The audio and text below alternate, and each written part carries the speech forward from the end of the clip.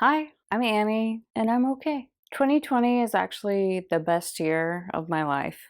And I feel a little weird about that, a little awkward, maybe even a little guilty. It's a mix. There is tragedy everywhere, all over the world. And honestly, I cry every day because of the tragedy. But it's just this ironic thing that I'm suddenly having the best year of my life. This is the upside down. 2020 took everything away from me that was not working and made all my dreams come true. And I don't want to say that it's just a coincidence because there were certain things that I set into motion over, the last few years, over my whole life that have led to this moment and this year. Starting this channel was one of those things. I started this channel for me, of course, masculine savior FI. Very, very extremely self-focused. It's a character flaw and it also just is what it is. Starting this channel a year ago, I made a decision to not be miserable anymore. So the name of the channel is Miserable Cow. And I started doing certain things that I thought were kind of bullshit, like writing in a gratitude journal and writing down my goals every day, reiterating my goals to myself. And it's so funny because 2020 and the pandemic took a whole bunch of shit away from me that was not working and kind of made all of these goals sort of come to pass.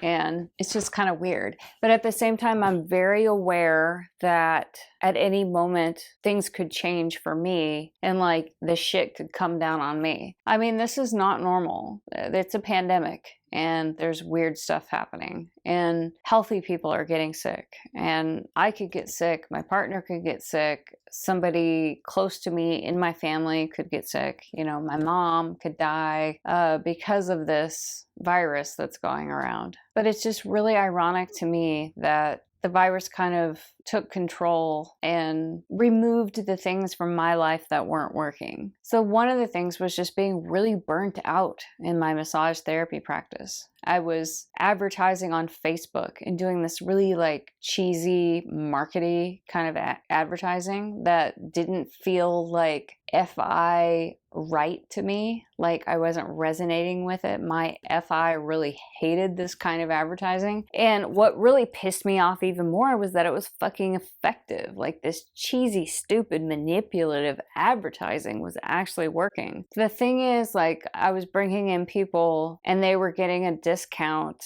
and they weren't necessarily my ideal client. It was just like casting a really wide net, like way too wide. So I would get people that I would resonate with and connect with, and like these clients would come back. But a lot of them were just these bullshit clients that, they're not into me. They're just looking for a super cheap deal. And so I'm doing my taxes right now and I have all these bills from Facebook advertising. And I'm just like, I cannot believe how much fucking money I spent on advertising. It's just, I just don't think it's the right tactic for my massage therapy business where like it might work for a lot of other people. Anyway, the pandemic took all that away from me and said, hey, don't work for 11 weeks.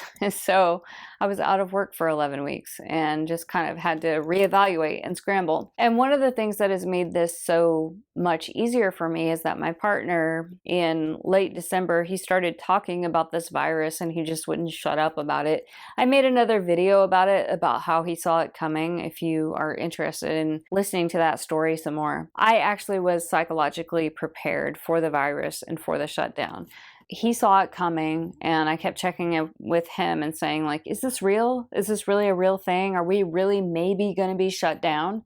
And he said, yes, absolutely. We are going to be shut down. And he just can kind of see it coming. And as I study objective personality more and more, I see that he is a double observer. So I think that's part of what makes me feel like he's really grounding to me, because he has that really strong observer function, but he's double observing. So he's not freaking out about it. He's not freaking out about the observations.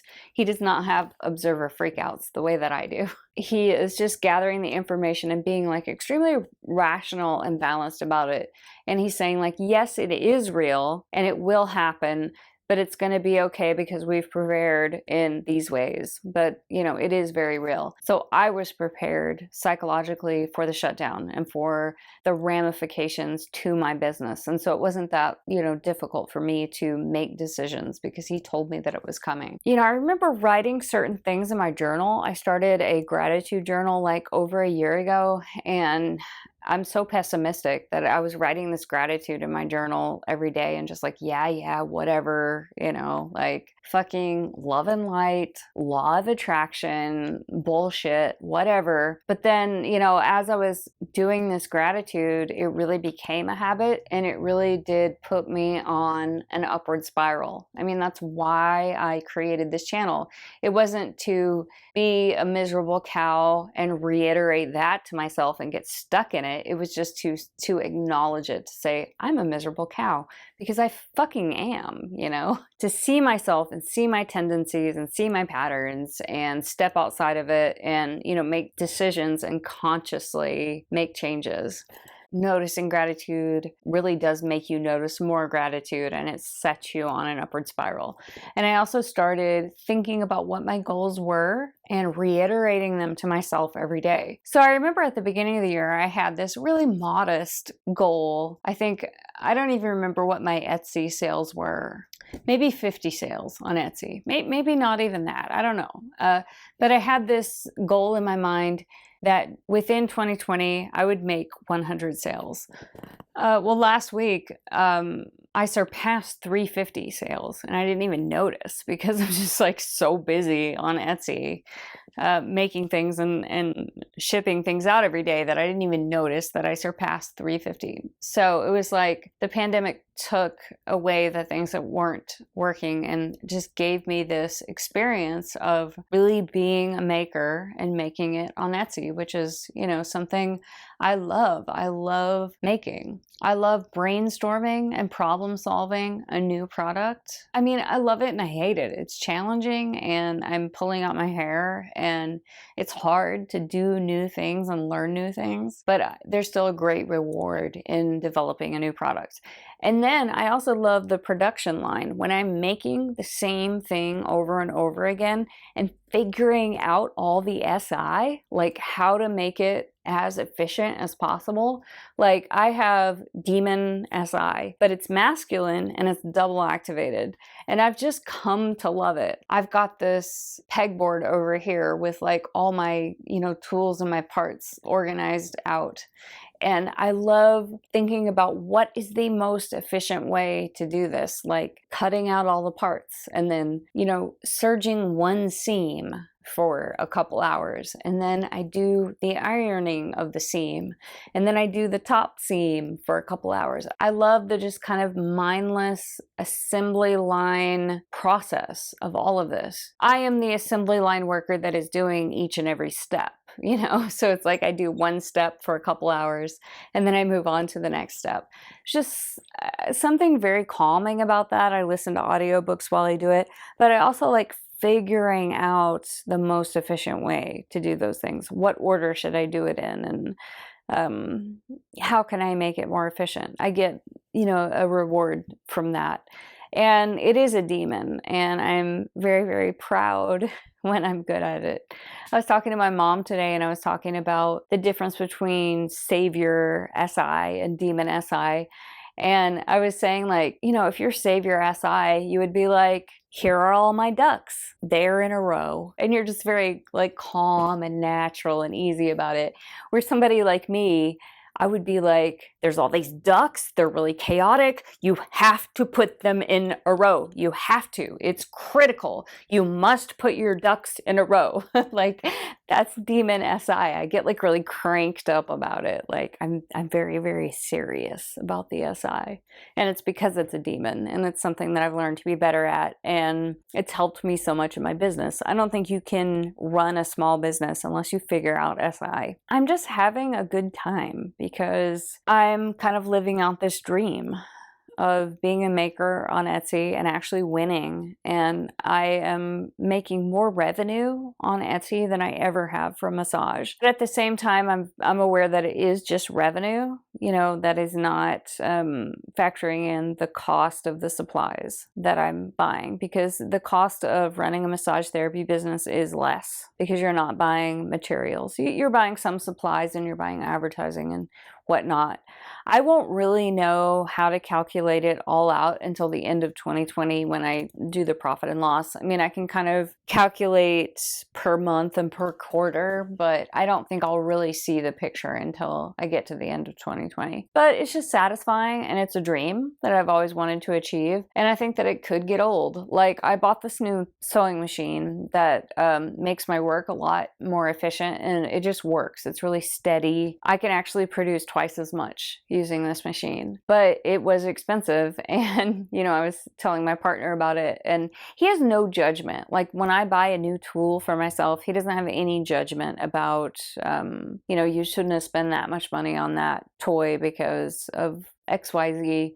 We're kind of like really compatible in that way, that we both have hobbies where, you know, we get excited about using the right tool for the job, and we feel like it's worth it, and we spend the money on that even if it's frivolous or could be considered frivolous by some people. Anyway, this machine is great, but he was just joking around that, you know, congratulations, you have bought yourself a factory job. And that's kind of what it is. Like, if you are self-employed and you are a maker, then you're spending a lot of money on materials, and you're basically buying yourself a less than minimum wage job, because I think when it all pencils out, it's less than minimum wage. But it's really a lifestyle. Like, I'm at home, I'm listening to audiobooks, I'm not exposing myself to coronavirus, and I'm not exposing other people. If I could potentially be an asymptomatic carrier, I am working from home, and it's a really safe choice, and it's a privilege. I feel so lucky that I'm able to do that, and that I was able to just pivot into my Etsy store from my massage therapy business. I feel like everything has come together, like a bunch of work that I was putting in and kind of experimenting with over the last few years has all culminated into helping me be okay in 2020. So it was work that I did in learning how to manage my anxiety, learning how to go with the flow and roll with the punches, be okay with income being inconsistent, be okay with maybe being poor, like, you know, not beating myself up about it or feeling bad about it. If I'm not one of those like winners, you know, I'm not making $75,000 a year or $100,000 or whatever. I don't beat myself up about that. It doesn't affect my self-worth. So all of this effort that I've put in managing my anxiety, being okay with a slow week, being okay with a week where I don't even make $100, you know, because there's ups and downs. I could make $700 one week, and then the next week make nothing. And then the following week, I could make $1,200. It just goes up and down, and you have to be okay with that roller coaster. And I think I've put in so much work to be okay with that, that when 2020 finally rolled around and there's all this, you know, unpredictability, we just don't know if there's even going to be, you know, the supplies and the food that we're looking for on the shelves in the grocery store the next week. You know, we don't know. I've become more and more comfortable with that. And it's because of being self-employed for 15 years, and also because of the work that I put in, and the work that I put in with my anxiety. You know, it was over 12 years ago when I started a visualization practice that I go to a special place, and that's my safe space that I go to. So anytime I'm laying in bed at night trying to fall asleep, I just go to that safe space, and I can manage the anxiety. I can turn it off. If I'm starting to go down that path, then I just stop it and turn it around. It's just really beautiful to me looking back and seeing how all the effort that I've been putting in, the things that I've been cultivating in my mood, my mental health are all paying off right now in 2020. Putting in the work to do my Etsy store previous to this big boom that I'm having in 2020. I'm selling masks because that's what the people want. That's what they need. There are all these new mask mandates right now in different counties and states where masks are required outside or in public places. And so because I know how to sew, I am making masks. But prior to that, in my Etsy shop, I had ceramic earrings like the ones I'm wearing in my ear right now. And I was just practicing product photography. How do you put up a listing? How do you promote on Instagram? And I was learning all this stuff, and it was kind of like the kindergarten that I needed for this moment right now when I'm not learning all these things. I already know it. I know how to put up a listing on Etsy. I know how to do the customer relations because I have all this experience with massage.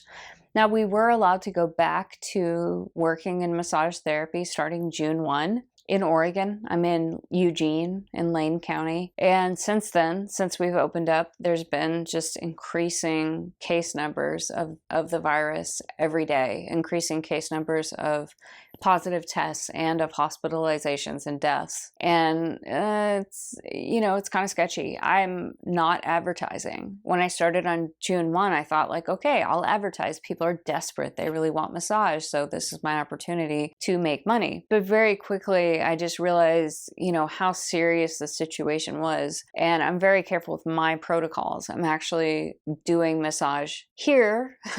I'm using this studio that I'm in. So I have like the maker side on this half of the room where I do all the sewing and make the masks, and then the massage therapy side is on the other side of the room. And I'm doing the best that I can, the very, very best that I can with cleaning and disinfecting and being safe. And I'm also only seeing one client per day and not even 7 clients per week. I'm seeing maybe like 4 clients a week. I have 4 this week. There was another week when I had 6, but I'm not advertising. And because we're sort of having this outbreak right now in my county, I don't really feel like advertising. And some of the people that are coming in to see me are people who don't think the virus is real. They don't think it's a threat. They're not afraid of it. Those are not necessarily people that I want to be in contact with because I don't want to get the virus. And it seems like, if they're not taking it seriously, then maybe they're not being very careful. I'm kind of amazed that the income flow from massage therapy was turned off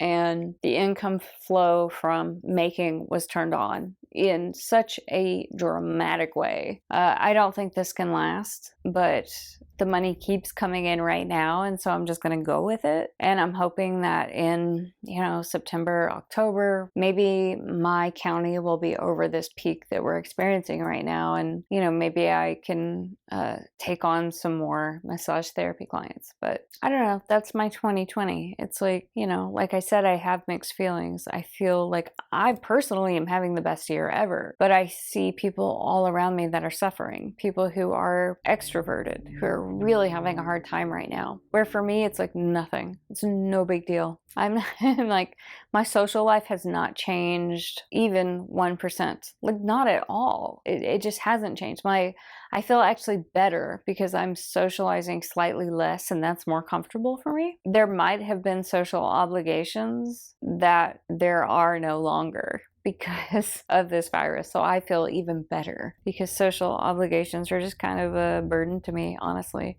It doesn't mean that I don't love people. I just, I don't mind checking in with them remotely. But at the same time, I feel so bad for my extroverted friends, like people, on the socials who are really hurting and suffering because they're extroverted and something is very, very missing from their lives. I hear those stories, I hear what they're saying and how they feel, and it makes me cry, even though I don't want that. I don't want the same thing. I don't feel like I'm missing socializing. It still like gets me, makes me cry because they're sad. Anyway, that's my 2020.